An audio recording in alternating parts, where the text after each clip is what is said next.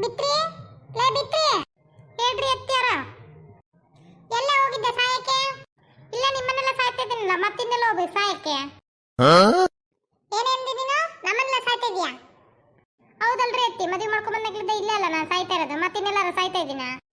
ಏನೇ ನೀನು ಅತ್ತಿಗೆ ತಿರುಗಿ ಮಾತಾಡಂಗ ಆಗ್ಬಿಟ್ಟೇನೆ ನೀನು?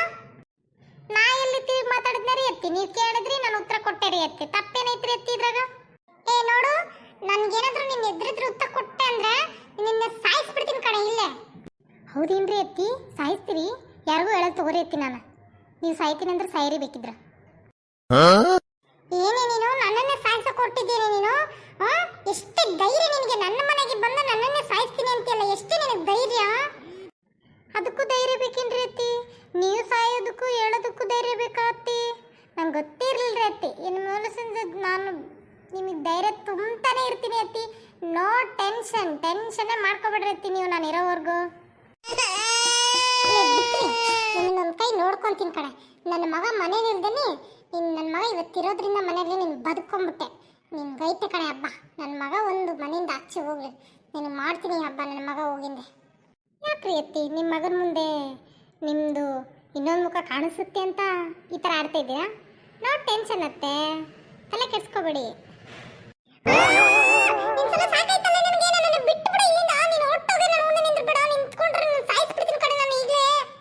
ನೀವು ಹಿಂಗೆ ಕಿರ್ಚೋದು ನೋಡಿದ್ರೆ ಏನಾದರೂ ಲಕ್ಕೋಗಿಕ್ಕೋ ಹೊಡ್ಕೊಂಡ್ಬಿಟ್ಟಿತಾ ಅಂತ ತಂದು ಓಡ್ ಬಂದ್ಬಿಟ್ಟಾರ ನಿಮ್ಮ ಮಗ. ಸ್ವಲ್ಪ ಬಾಯಿನ ಬಂದ್ ಮಾಡ್ಕೊಳ್ಳಿ, ಇಲ್ಲಿಂದ ಹೊರಡ್ತೀನಿ ನಾನು. ಮೊದಲು ಬಾಯಿ ಮುಚ್ಕೊಳ್ಳಿ ಅತ್ತೆ.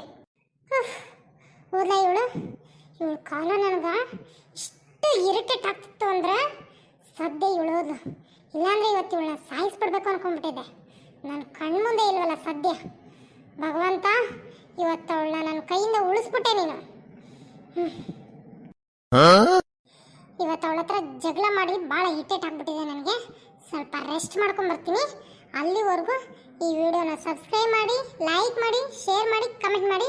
ಮತ್ತೆ ನಾನು ಅವಳ ಜೊತೆ ಮತ್ತೆ ಬಂದು ಮಾತಾಡ್ತೀನಿ. ಓಕೆ, ಎಲ್ರಿಗೂ ಬಾಯ್.